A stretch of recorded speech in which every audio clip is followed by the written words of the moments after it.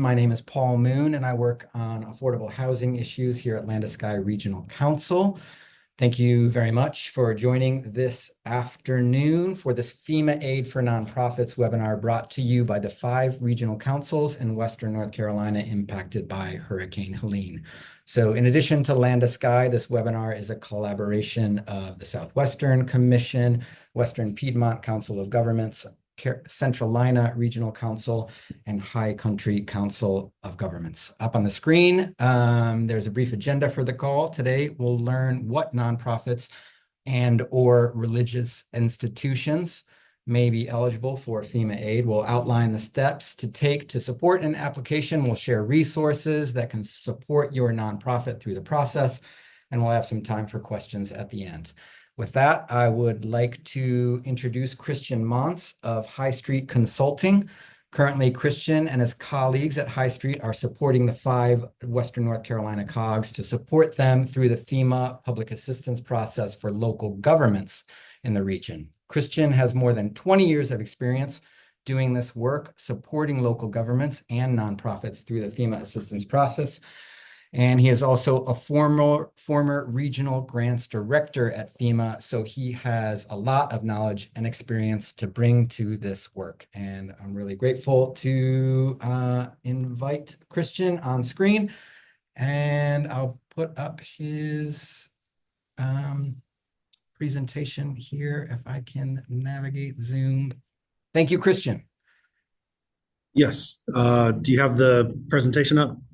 Yes. I'm not seeing it. Just a second. Let's see.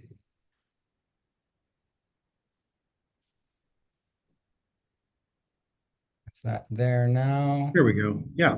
Um, Maybe just in presentation mode. how's that? There we go. Perfect. Great. Thank you. You can advance to the next screen.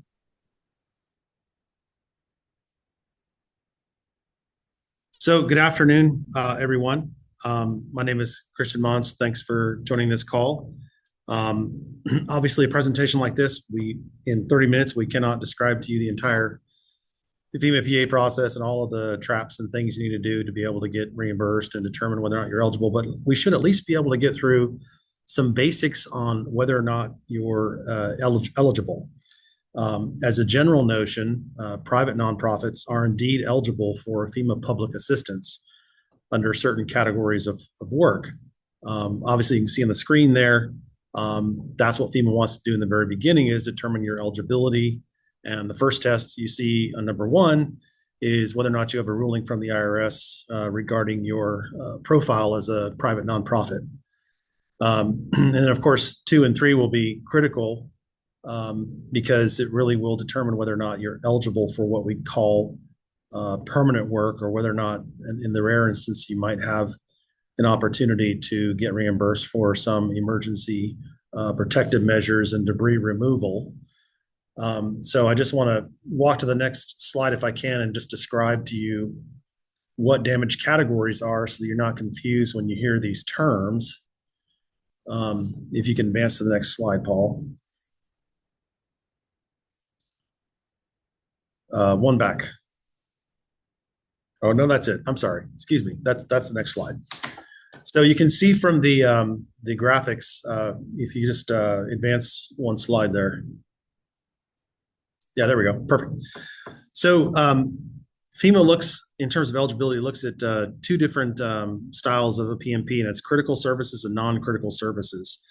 So you can see from some of the examples, and these aren't exhaustive, but if you look at some of those critical services examples, those entities are going to be eligible. And not only that, they'll be able to advance to emergency work immediately.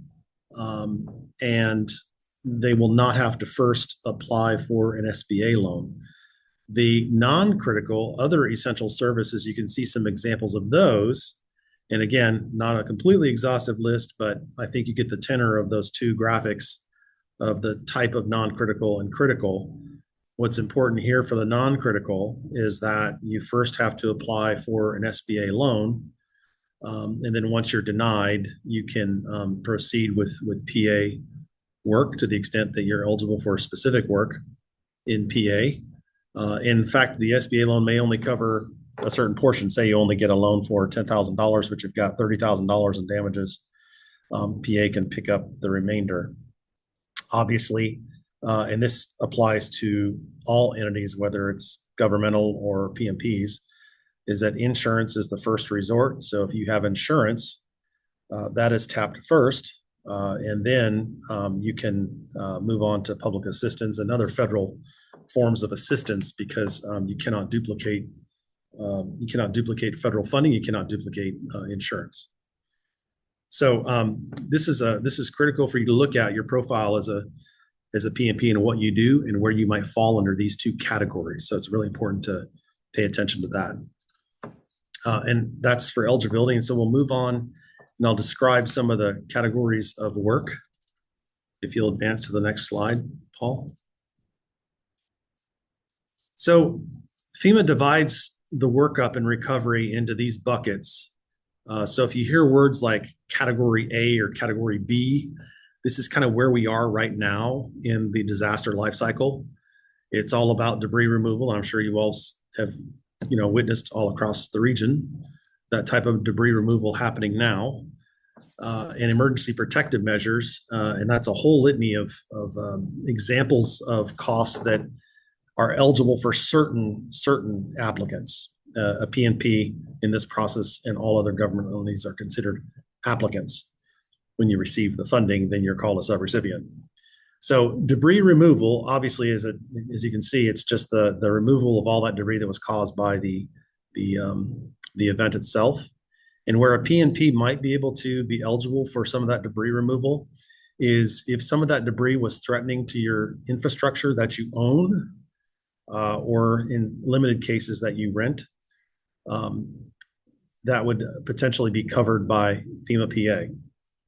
All of this work now under emergency, under A and B, is 100% federal share. And as we move on to the permanent work on the right side, you can see those categories of work. For infrastructure, they like to call permanent work, and that would be 90% federal share.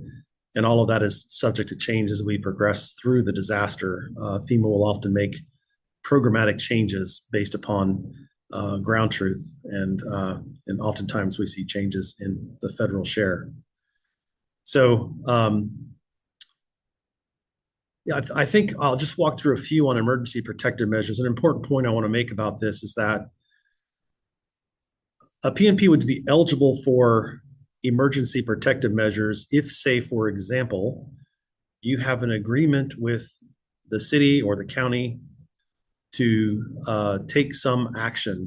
In other words, they've contracted you or otherwise entered into an agreement for you to do something like maybe sandbagging or providing meals or something else. They've contracted directly with you or have some sort of agreement for you to do it. What FEMA doesn't like to do is to pay for emergency protective measures to PMPs where they self-deploy their resources and they weren't instructed by a local or state government to do so. So that really is your first test on whether or not you should be allowed to tap into emergency protective measures. Obviously, to the right side, we see that involves a lot of different facilities with respect to infrastructure. In the past, I've helped schools recover. I've helped water districts recover with their infrastructure and utilities as well. All of those were PNPs. Of course, I've served states and local governments as well, but PNPs are authorized to receive that funding based upon the eligibility of not only the profile of the PNP, but also the work itself. In other words, they don't want to, FEMA is not interested in replacing, let's just say, a building that was already damaged before the event, or in a case where ownership is in question and there is no long-term rental agreement. That would be a problem, but mainly around ownership. I encourage everyone to figure that out as part of the eligibility test to make sure that you've got good ownership on those pieces of infrastructure if you're interested in participating in the program. So if we advance to the next slide,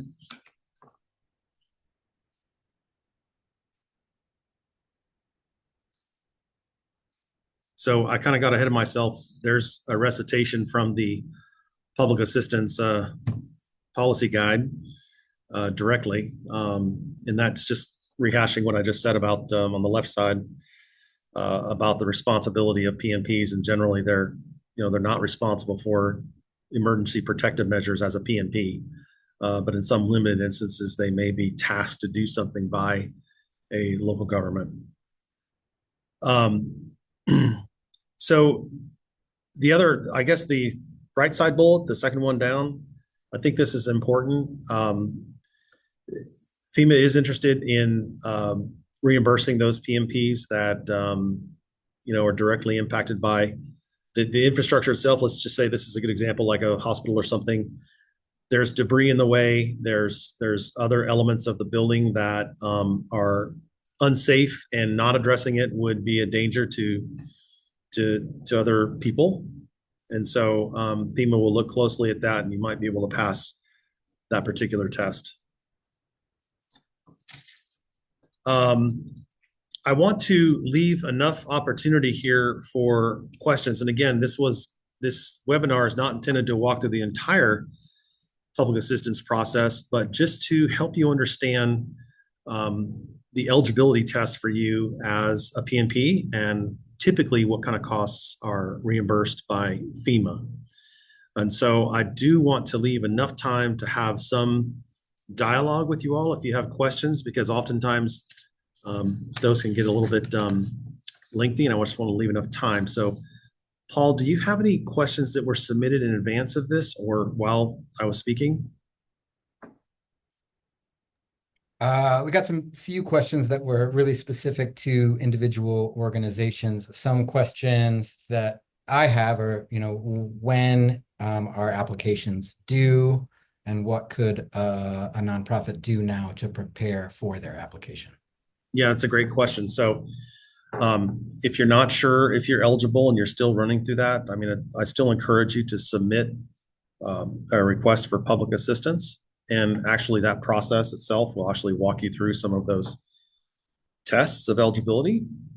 And so if you need assistance to get to grants portal, I can assist with that. I'm just curious if anyone has actually attended an applicant briefing by FEMA.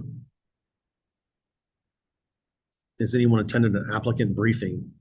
I just want to make sure the PMPs are being included in some of those conversations with FEMA. So in any event, you can find out about the next applicant briefings, and the COGS can share that information with you so that you can attend one of those briefings where you might have a bit more program discussion on public assistance that might be helpful to you. And we can also line you up with the ability to actually get on the grants portal and be able to submit an RPA, which is actually due 30 days after the disaster declaration. So we're really coming up on that. I wouldn't necessarily say that outside of the 30 days is going to be a showstopper, but obviously FEMA wants you to get your RPAs in there as soon as possible, because it starts spinning up FEMA to be able to discuss your eligibility with you and to discuss your damages with you. And those are conversations that will be followed up with exploratory calls by FEMA, and in this case, the state. Just so you know, in this case, in this program, the North Carolina Emergency Management Agency, which falls under the North Carolina DPS, they're actually the pass-through or the recipient of the funding from FEMA. And so if you end up being a subrecipient in this process and you have eligible work, you would actually be working with NCEM to get your reimbursements that actually are obligated by FEMA. So any more questions that came in, Paul, that I can discuss? Yes. Is that briefing that you mentioned, is that a requirement for applicants to attend or be a part of? Well, they definitely like you to attend the applicant briefing for sure.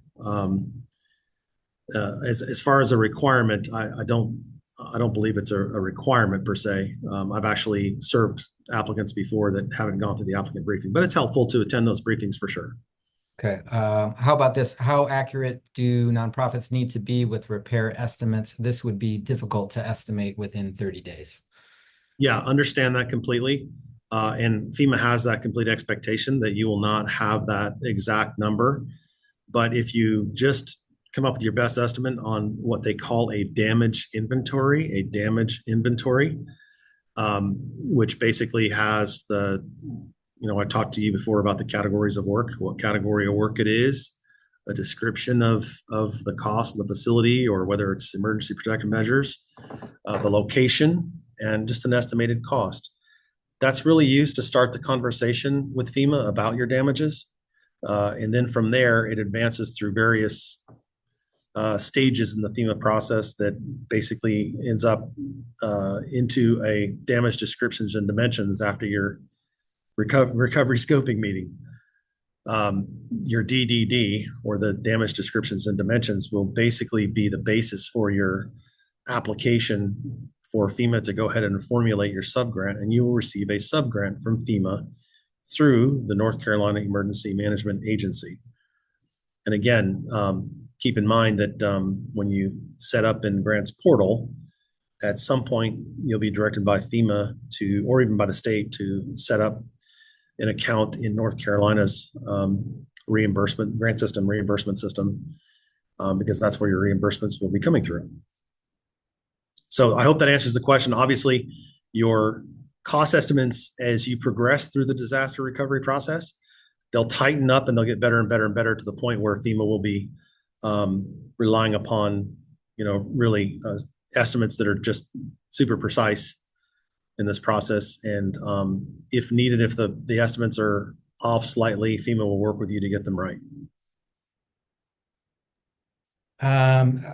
A question about how nonprofits can apply for, maybe this is relevant or not. Can nonprofits apply for assistance that supports their clients? Well, I'm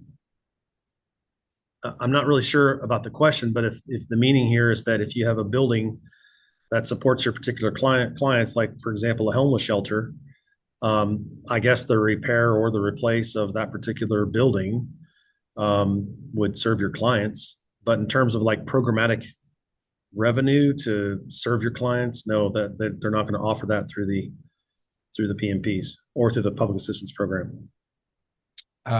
This is maybe a valuable question about can nonprofits apply for these funds to support tents, sleeping bags, heaters, things like that are needed for clients right now? Yeah, obviously super important work that the PMPs are doing in this area all over the region. I get it. Their PMPs are super critical in the disaster response and recovery process. But unless you were asked to deploy those resources, generally speaking, it would not be eligible.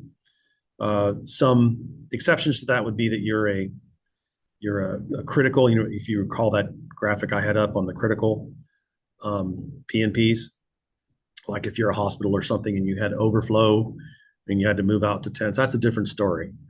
But if you're a homeless shelter and you expanded your services during the event and you needed to set up tents and so forth, unless it was required by local government, it's not going to be eligible.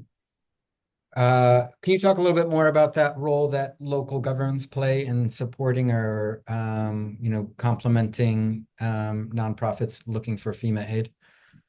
Sure. Obviously, I encourage everyone to the extent possible to work with local governments in this disaster recovery process to communicate and collaborate as much as possible. But when it comes to the emergency protective measures of, fighting floods and doing other things and making sure your clients are, like I just keep using the homeless shelter as a good example, is, making sure your clients are safe and have a place to sleep and all that. That's be considered part of your normal operation, as crazy as it might sound, but FEMA is not going to reimburse for emergency protective measures that you undertook as a PMP that was not required by the local government. The local government didn't task you to carry out that operation. All right. What about infrastructure to land that can be used to place trailers to house displaced families? Are we talking about the acquisition of land or the use of No, they land? already own the land. An organization already owns the land. Okay, and so maybe they're moving people onto the land temporarily to, Yes. to shelter. Yeah, again, obviously it's important work and it's a real value to the community. But unless that operation was requested by local government, or you're otherwise, tasked for that under normal circumstances by local government, it would not be eligible. So I support a lot of nonprofits that work in the housing space. They have, agreements or they support local governments in that way.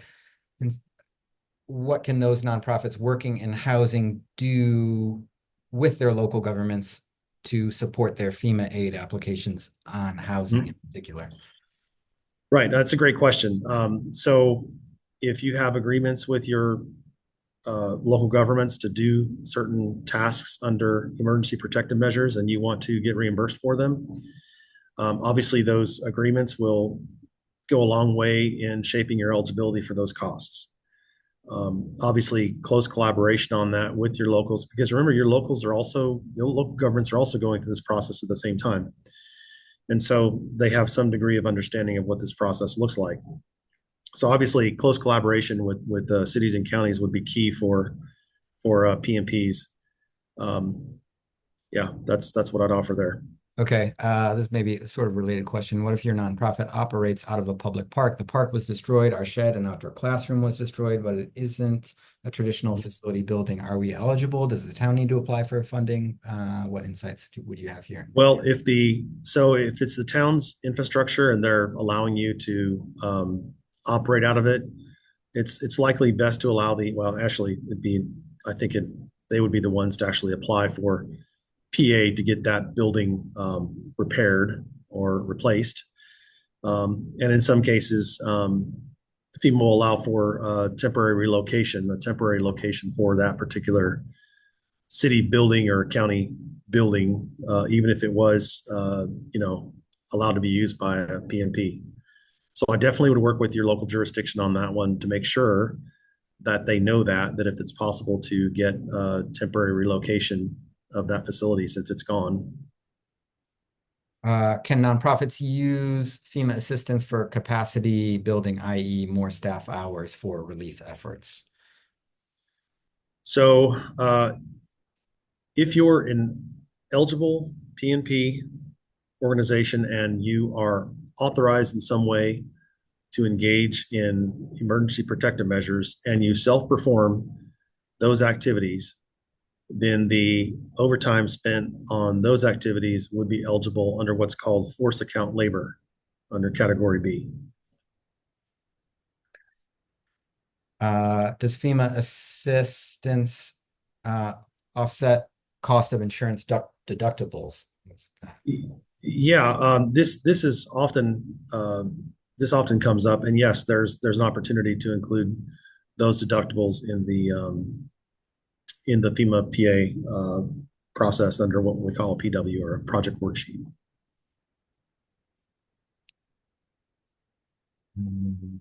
Just scrolling through the chat and seeing the slides emphasize insurance first. Can you talk about the relationship of FEMA funds and beyond insurance for facilities and grounds? Sure. So FEMA will walk through this process and ask you about what sort of insurance proceeds you have or whether or not you have insurance, because they'll want to make sure that they offset any of the proceeds to you with your insurance proceeds. And it's often the case that insurance doesn't cover all of it or it covers none of it. And in those cases, you'd be authorized to receive FEMA public assistance. Related to insurance, if you have to rebuild a building or something like that or repair it, you have to commit to obtain and maintain insurance on that particular piece of infrastructure after you receive that federal funding. Is there an expected time frame for all this to happen? the application process. When are those applications due? And then going through insurance to SBA to FEMA. What's the time frame for all that? Sure. The RPA, at least according to policy, is supposed to be submitted within the first 30 days of the disaster. RPA means? Sorry, the request for public assistance, Okay. which is actually executed in grants portal. I have not seen an extension on that. There may be, and at that time, we can share that. But right now, 30 days from the disaster declaration is when you need to have your RPA in. I encourage PNPs, if you're one of those PNPs that must first apply to SBA, that you go ahead and just apply to SBA and apply to FEMA PA at the same time, just to speed up the process. Got it. It seems someone's confused about can you apply if an organization purchased tents, sleeping bags, heaters, then FEMA assistance is all reimbursement. Is that correct? So the questions around purchasing emergency supplies during the event, if I get the tenor of the question. So again, going back to those eligibility tests, are you a PNP that has been tasked by your local government to do certain things, whether it's to house or to feed or other emergency protective measures? Yes, those types of things potentially could be covered. So if an organization had an agreement with a local government to support the unhoused population, then their purchase of tents, sleeping bags during the disaster would be reimbursed. Potentially, and that's obviously the caveat there is the agreement itself and what the scope of that agreement was and other particulars about that agreement will be key, actually. Concern about the 30 days. Do we know when the 30 days to submit an RPA is going to be up, or is there a tentative date for that? I think we're coming up on it because I believe that's next week, because I believe the declaration was, it's actually next week would be the 30 days. So I'm sure there might be an extension of that, and we can provide more information on that. Yeah, 10/29/24 deadline. I see that comment pop up. Okay. Well, we're coming up on 1:30, Christian. Are there any final thoughts that you'd like to share? Sure. I mean, I caveat all of this is that, individual circumstances, have to be really unpacked and really discussed and analyzed. Because oftentimes FEMA gives you the what, but they don't give you the how. And so I think that's where conversations with people familiar with this process would be very helpful. We're obviously supporting the COGS and all of its members. And we could potentially entertain any quick calls from you about some of these questions if you'd like to dig deeper. But our primary support is to the COGS and their members through this process, but obviously PMPs in the COGS, regions are just really critical in the disaster recovery process. And I applaud everything that you all do in North Carolina. It's super important because so many times the most vulnerable in our communities across the nation fall through, and it's the PMPs that really step up. So I hope that you can get as much as you can from this program. And obviously, I think, at least for myself and the COGS here in Land of Sky are willing to be advocates for you and help you as much as we can. Yes. But I'll pause there, Paul. Anything else? No, I was just going to say that I'll follow up with an email to all that registered, sharing my emails for contacts at the other COGS and WNC. I'll share Christian's email. You can contact Christian. Yeah. Also, you see Elsie has been really active in the chat. I've been speaking with her and her support in Buncombe and Madison County. So I'll share her as a resource to support nonprofits through this FEMA assistance process. And what we might do to the list is just send out, we can find when the next applicant and where it is. Most of them are on webinar. And I encourage you to attend the FEMA applicant briefings so we can find out when and where the next one is, and we can send that to you.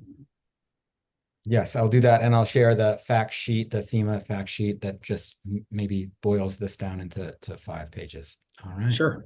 Well, one last question. This is important because it's housing. So if a local government has tasked an organization to house displaced families, FEMA would help offset costs of trailers, et cetera, themselves?